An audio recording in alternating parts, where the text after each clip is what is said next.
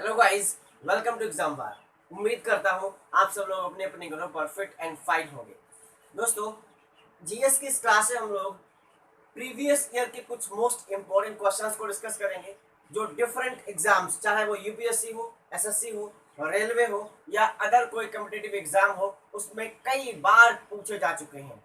तो इसीलिए आप इस क्लास को पूरा देखिए और साथ ही साथ कॉपी पेन लेकर बैठें ताकि एडिशनल जितने फैक्ट हम लोग डिस्कस कर रहे हैं उनको आप नोट डाउन करते हुए चलें। तो दोस्तों, चलिए लेते हैं आज की इस क्लास का पहला क्वेश्चन और देखते हैं उसका राइट आंसर क्या निकलता है। तो दोस्तों, आज का पहला क्वेश्चन है, यूनेस्को का मुख्यालय स्थित है। अब यूनेस्को का मुख्यालय कहाँ स्थित है, ये क्वेश्चन पूछा गया आपसे और इसका राइट आंसर क्या है। तो दोस्तों, आंसर में पहुंचने से पहले हम लोग देख लेते हैं यूनेस्को का फुल फॉर्म क्या है।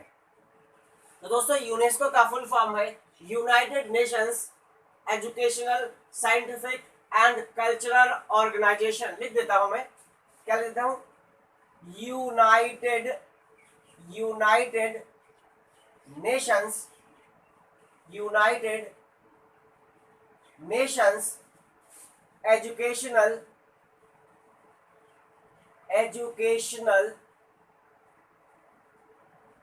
Scientific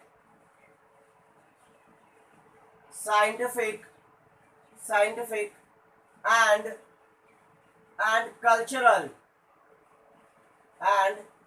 cultural organisation.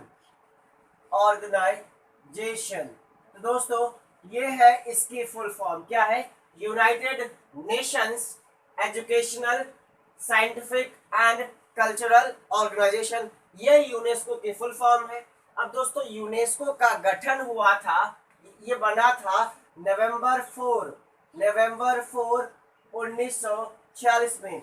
दोस्तों, 4 नवंबर 1946 को यूनेस्को का गठन हुआ था और ये पूरे विश्व में शिक्षा, साइंटिफिक डेवलपमेंट, इनके माध्यम से शांति स्थापित करने की कोशिश करता है। अब दोस्तों, इसका जो मेन क्वेश्चन था, इसका मुख्यालय कहाँ है। तो दोस्तों, यूनेस्को का मुख्यालय है फ्रांस की राजधानी पेरिस में। कहाँ पर दोस्तों, फ्रांस की राजधानी पेरिस में। और इस तरीके से इसका सही जवाब बनता है ऑप्शन नंबर बी। इसका राइट आंसर क्या होगा दोस्तों, ऑप्शन नंबर बी होगा। यूनेस्को का मुख्यालय पेरिस में है। अब दोस्तों, जरा बाकी ऑप्शंस को भी देख लेते हैं। दोस्तों, पहला ऑप्शन है न्यूयॉर्क। न्यूयॉर्क क्यों फेमस है दोस्तों, अमेरिका का एक बड़ा ही डेवलप्ड शहर न्यूयॉर्क, और न्यूयॉर्क में मुख्यालय है यूनाइटेड नेशंस का। संयुक्त राष्ट्र का मुख्यालय है कहां पर, न्यूयॉर्क में। उम्मीद करता हूं ये भी फैक्ट आपको समझ में आया होगा। अब दोस्तों, ऑप्शन नंबर सी में दिया है वियना। वियना क्या है दोस्तों, ऑस्ट्रिया की राजधानी। कहाँ, इसकी ऑस्ट्रिया की राजधानी है वियना। किसकी राजधानी दोस्तों, ऑस्ट्रिया की राजधानी है वियना। ऑस्ट्रेलिया नहीं दोस्तों, ऑस्ट्रिया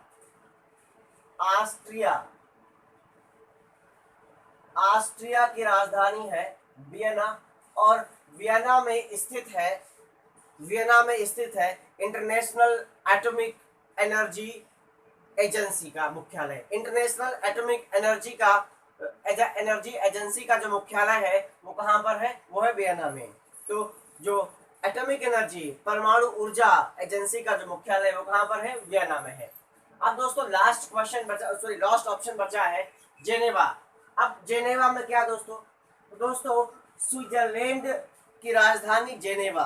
कहाँ पर दोस्तों, स्विट्जरलैंड की राजधानी क्या है, जेनेवा है। और जेनेवा में स्थित है WHO का मुख्यालय। किसका मुख्यालय दोस्तों स्थित है, WHO का मुख्यालय है, मतलब वर्ल्ड हेल्थ ऑर्गेनाइजेशन, जो इस टाइम पर कोविड-19 की वजह से काफी चर्चा में है। तो वर्ल्ड हेल्थ ऑर्गेनाइजेशन का मुख्यालय कहाँ पर है, जेनेवा में है।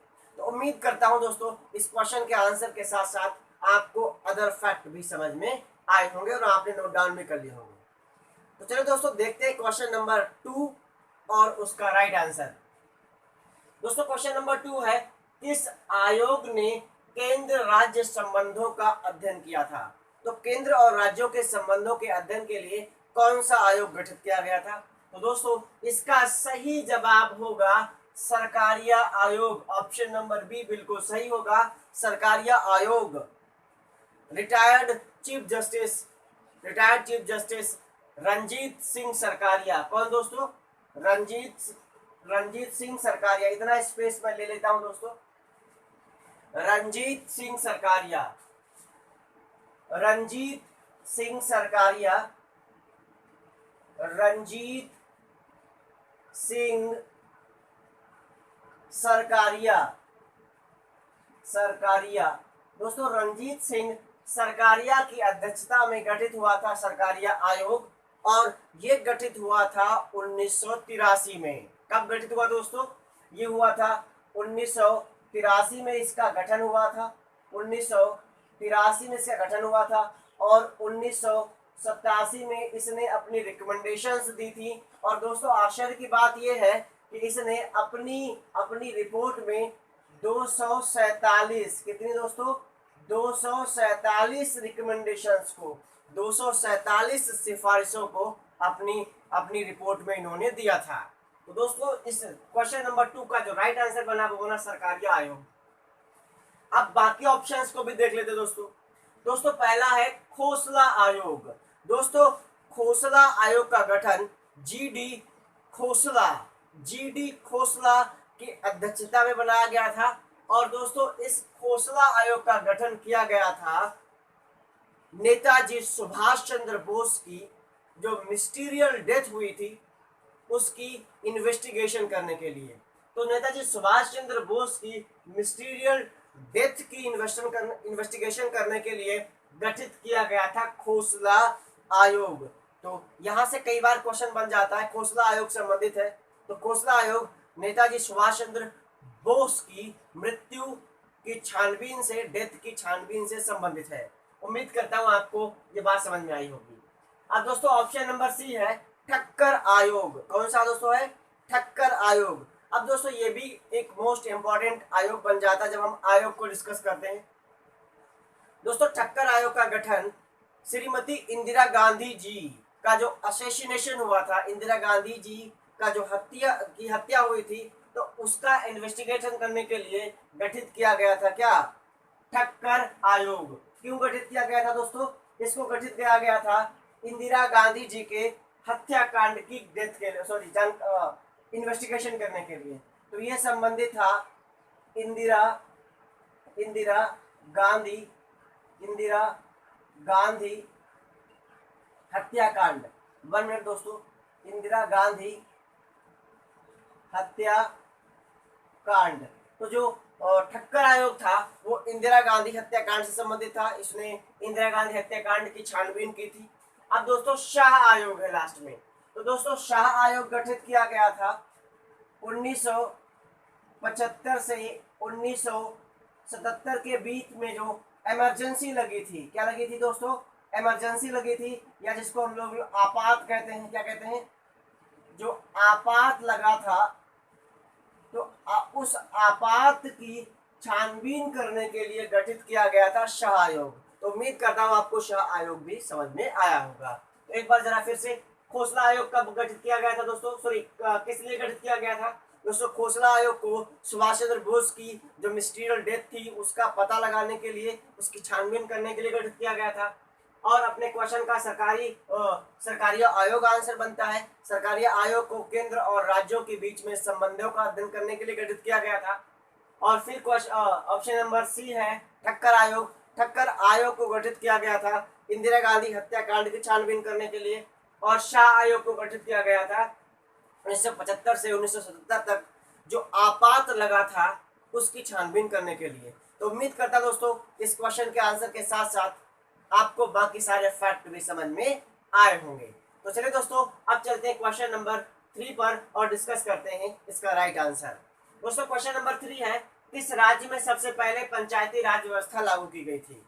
तो दोस्तों पंचायती राज व्यवस्था सबसे पहले लागू की गई थी राजस्थान में। कहां दोस्तों लागू की गई थी? राजस्थान में लागू की गई थी। और अगर मैं बात करूं कब लागू की गई थी, तो दोस्तों ये लागू की गई थी अक्टूबर 2, 1959 को। मीन्स 2 अक्टूबर 1959 को ये व्यवस्था राजस्थान के नागौर में, कहां पर दोस्तों, राजस्थान के नागौर जिले में लागू की गई थी। नागौर जिले में लागू की गई थी। अब दोस्तों ये यहां से कई बार एक इंपॉर्टेंट क्वेश्चन बन जाता है कि ये व्यवस्था जो पंचायती राज व्यवस्था थी किसकी सिफारिश पर लागू की गई थी।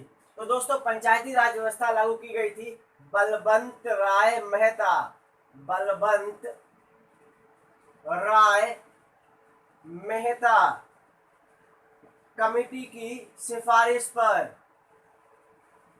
बलवंत राय मेहता कमेटी की सिफारिश पर राजस्थान के नागौर जिलों में 2 अक्टूबर 1959 को पंचायती राज व्यवस्था देश में सबसे पहले लागू की गई। तो उम्मीद करता हूं आपको ये जानकारी समझ में आई होगी। तो उसका राइट आंसर क्या बनता है दोस्तों, राजस्थान। राजस्थान के नागौर जिले से पंचायती राज व्यवस्था की शुरुआत की गई थी। अब दोस्तों देखते हैं दोस्तों क्वेश्चन नंबर 4। क्वेश्चन नंबर 4 क्या है, नीति निर्देशक सिद्धांत, या जिनको हम लोग नीति निर्देशक तत्व भी कहते हैं, या इंग्लिश में डीपीएसपी कहते हैं, directive principles of state policy भी कहते हैं। अब दोस्तों ये है क्या है, ये वाद योग्य है, ये वाद योग्य नहीं है, मौलिक अधिकारों के समतुल्य है, या इनमें से कोई नहीं। तो दोस्तों इसका जो सही आंसर होगा वो होगा ये वाद योग्य नहीं है, ये वाद योग्य नहीं है। क्यों नहीं है दोस्तों, संविधान के भाग 4, कौन सा, संविधान का भाग 4, यहाँ पे मैं थोड़ा स्पेस कर लेता हूँ, संविधान का कौन सा दोस्तों, भाग 4 अनुच्छेद, तो संविधान के नीति निर्देशक तत्व क्या है, संविधान के भाग 4 अनुच्छेद 36 to 51 दोस्तों इसमें वर्णन है नीति निर्देशक तत्वों का। अब नीति निर्देशक तत्व वाद योग्य नहीं है, वाद योग्य नहीं, मतलब इनके आधार पर हम किसी भी न्यायालय में किसी भी व्यक्ति या किसी भी सरकार के खिलाफ केस नहीं कर सकते, चैलेंज नहीं कर सकते। इस बात को आप ध्यान रखिएगा दोस्तों। और यहाँ से एक कई बार इंपॉर्टेंट क्वेश्चन पूछा जाता है कि नीति निर्देशक तत्व किस किस देश के संविधान से लिए गए हैं। तो दोस्तों इसका सही जवाब बनेगा आयरलैंड। क्या बनेगा दोस्तों, आयरलैंड। नीति निर्देशक सिद्धांतों को या नीति निर्देशक तत्वों को भारतीय संविधान में शामिल किया गया है आयरलैंड के संविधान से प्रेरित होकर। तो इसका सही जवाब होता है आयरलैंड के संविधान से नीति निर्देशक तत्वों को लिया गया है। तो उम्मीद करता हूं दोस्तों ये बात भी आपको समझ में आई होगी। दोस्तों अब लेते हैं क्वेश्चन नंबर 5। क्वेश्चन नंबर 5 में क्या लिखा है, क्वेश्चन नंबर 5 में है निम्न में से कौन सा जन्मजात प्रेरक नहीं है। दोस्तों जन्मजात प्रेरक कौन से होते हैं, जन्मजात प्रेरक वे होते हैं जो किसी भी शिशु के जन्म के समय ही उसके अंदर मौजूद होते हैं। तो दोस्तों अब इसका सही आंसर देखते हैं। कोई भी बच्चा जब उसका जन्म होता है तो जन्म से क्या क्या चीजें होती हैं, नींद लगना, सोना, जागना, ये उसकी जन्मजात आदत है। भूख लगना ये जन्मजात है। प्यास लगना ये भी क्या है, जन्मजात है। सोना, जागना, भूख लगना, प्यास लगना, रोना ये क्या है, जन्मजात आदतें हैं या जन्मजात प्रेरक हैं। लेकिन आदत एक ऐसा प्रेरक है जो जन्म से नहीं होता है। जैसे जैसे बच्चा बड़ा होता जाता है, जैसे जैसे हम बड़े होते जाते हैं, हमारी आदतें डेवलप होती जाती हैं। तो आदत जन्म से नहीं, जन्म के बाद डेवलप होती हैं। तो इसीलिए इस क्वेश्चन का जो सही आंसर होगा वो होगा आदत एक जन्मजात प्रेरक नहीं है। उम्मीद करता हूं ये बात भी आपको समझ में आई होगी। तो चलिए दोस्तों देखते हैं क्वेश्चन नंबर 6। और क्वेश्चन नंबर 6 है किस गवर्नर जनरल पर महाभियोग का मुकदमा चलाया गया था। तो दोस्तों इसका सही जवाब होगा वॉरेन हेस्टिंग्स। कौन सा दोस्तों, वॉरेन हेस्टिंग्स। दोस्तों वॉरेन हेस्टिंग्स के खिलाफ एम्बेजलमेंट कहने का मतलब पैसे का गमन, कुछ पैसे का गमन, अवैध वसूली, लोगों को गलत तरीके से परेशान करने के चार्जेस लगाए गए थे इनके खिलाफ। और उसी के मद्देनजर इन पे ब्रिटिश पार्लियामेंट में मुकदमा चला था, इनके खिलाफ महाभियोग का मुकदमा चलाया गया था। और लास्ट में इनको पार्लियामेंट ने ये कहकर छोड़ दिया, ये कहकर निर्दोष बता दिया कि इन्होंने जो भी काम किया है वो कंपनी के हित के लिए किया है, अतः इनको छोड़ दिया जाता है, इनको सभी आरोपों से बरी कर दिया जाता है। तो इनको सभी आरोपों से बरी करके बाद में छोड़ भी दिया गया था। तो ये क्वेश्चन काफी इंपॉर्टेंट बन जाता है, स्पेशली सिविल के एग्जाम्स के लिए। ये क्वेश्चन कई बार पूछा जा चुका है सिविल के एग्जाम्स में। तो उम्मीद करता हूँ अब आपको बात समझ में आ गई होगी। अब दोस्तों बाकी ऑप्शंस में भी जरा देख लेते हैं। बाकी ऑप्शन है लॉर्ड क्लाइव।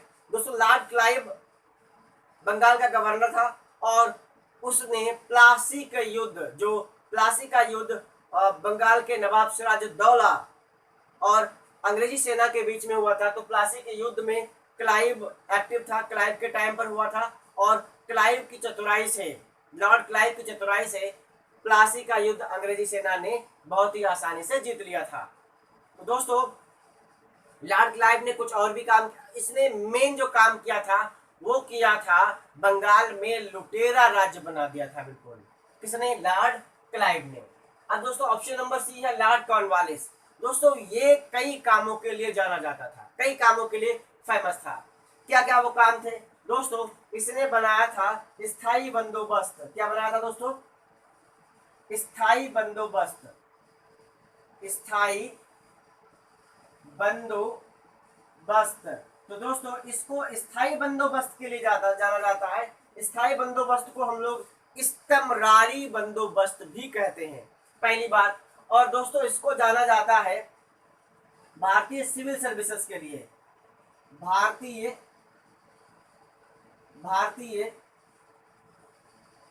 सिविल सर्विसेज के लिए, सिविल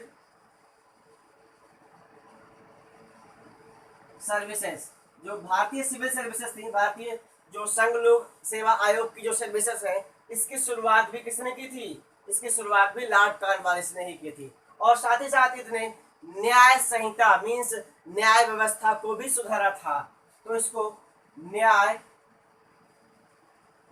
संहिता, तो इसने न्याय व्यवस्था को भी सुधारा था। तो इन कामों के लिए इसको जाना जाता है, किसको? लॉर्ड कॉर्नवालिस को। किसके लिए? इसने न्याय व्यवस्था को सुधारा। न्याय व्यवस्था को सुधारने के लिए कौन जाना जाता है? Lord Cornwallis. भारतीय सिविल सर्विस की शुरुआत किसके समय पे हुई थी? Lord Cornwallis. स्थायी बंदोबस्त किसने किया था? Lord Cornwallis. तो उम्मीद करता हूं आपको ये सारे फैक्ट समझ में आए होंगे, आपने राइट डाउन भी कर लिए होंगे। अब देखते हैं दोस्तों option number D. Option number D है लॉर्ड बेलेजली। दोस्तों लॉर्ड बेलेजली भारत में अब सहायक संधि के लिए जाना जाता है। दोस्तों हालांकि सहायक संधि इसने नहीं शुरू की थी, लेकिन फिर भी भारत में ये सहायक संधि, कौन सी दोस्तों? सहायक संधि। इसको भारत में सहायक संधि के प्रेरक के रूप में जाना जाता है और इसने भारत में सहायक संधि की स्थापना की थी, सहायक संधि को बढ़ाया था और सहायक संधि के माध्यम से इसने अपने अंग्रेजी शासन के विस्तार को भी किया था। अब दोस्तों सहायक संधि को स्वीकार करने वाला पहला भारतीय कौन सा था? पहला भारतीय राज्य कौन था? इसका आंसर आपको कमेंट बॉक्स में देना है। एक बार मैं क्वेश्चन रिपीट कर देता हूं, सहायक संधि को स्वीकार करने वाला पहला भारतीय राज्य कौन सा था? ये आपको, इसका आंसर आपको कमेंट बॉक्स में देना है। ये आपके लिए आज का क्वेश्चन है। तो दोस्तों ये था क्वेश्चन नंबर 6 और इसका सही जवाब होगा वॉरेन हेस्टिंग्स। वॉरेन हेस्टिंग्स पर मुकदमा चलाया गया था, महाभियोग चलाया गया था। अब देखते हैं क्वेश्चन नंबर 7 जो आज का लास्ट क्वेश्चन है। पंचशील सिद्धांत की मुख्य विशेषता है। दोस्तों पंचशील सिद्धांत की मुख्य विशेषता है, इसका सही जवाब होगा ऑप्शन नंबर डी। क्या दोस्तों होगा? इसका सही जवाब होगा ऑप्शन नंबर डी। डी क्या है? देशों के मध्य मित्रता और शांतिपूर्ण सह अस्तित्व, ये पंचशील सिद्धांत की विशेषता है। अब दोस्तों पंचशील सिद्धांत क्या है? दोस्तों पंचशील सिद्धांत 1954 में कौन चीन के प्रधानमंत्री कौन? चाउ एन लाई। कौन दोस्तों? चाउ एन लाई। ये चीन के प्रधानमंत्री हैं। कौन है दोस्तों? चीनी पीएम है। ये क्या है? ये चीनी खाने वाली नहीं है, ये चीन के पीएम है। और साथ में नेहरू, नेहरू ये कौन है? ये भारतीय पीएम है। ये कौन है दोस्तों? भारतीय पीएम है। तो चीन के प्रधानमंत्री चाउ एन लाई और भारत के प्रधानमंत्री पंडित जवाहरलाल नेहरू के बीच में एक समझौता हुआ था। उन्होंने कुछ सिद्धांत बनाए थे, उन सिद्धांतों को बोला गया पंचशील सिद्धांत। पंचशील सिद्धांत कब बनाए गए थे? 1954 में बनाए गए थे। अब पंचशील सिद्धांतों में से एक मुख्य सिद्धांत है देशों के मध्य मित्रता और शांतिपूर्ण सह अस्तित्व। ये इसका एक मुख्य सिद्धांत है। और भी कुछ सिद्धांत है, मैं आपको एक बार बता देता हूं। एक दूसरे की प्रादेशिक सीमा, एक दूसरे की प्रादेशिक सीमा की रक्षा करना, उसके अंदर घुसकर दखलंदाजी ना करना, पहला सिद्धांत। दूसरा, दूसरे देशों पर आक्रमण ना करना, यह भी एक सिद्धांत है। तीसरा, समानता स्थापित करना और दूसरे देशों पर आक्रमण ना करना, यह भी है। अच्छा, एक दूसरे की आंतरिक मामलों में, एक दूसरे के आंतरिक मामलों में दखलंदाजी ना देना, चौथा सिद्धांत। और देशों के मध्य मित्रता और शांतिपूर्ण सही अस्तित्व, ये पांचवा इसका सिद्धांत है, इसका पंचशील सिद्धांत का। तो दोस्तों, उम्मीद करता हूं ये फैक्ट भी आपको समझ में आए होंगे। तो दोस्तों, क्लास अगर आपको अच्छी लगी है, सारे फैक्ट आपको समझ में आए हैं, तो उसको लाइक करिए, शेयर करिए। साथ ही साथ अगर आप हमारे चैनल पर नए आए हैं तो चैनल को सब्सक्राइब करें, ताकि आपको बहुत सारी क्लासेस मिलती रहे। और साथ साथ में बेल आइकन को प्रेस करिए, ताकि आपको लेटेस्ट नोटिफिकेशन मिलता रहे। Thank you. जय हिंद।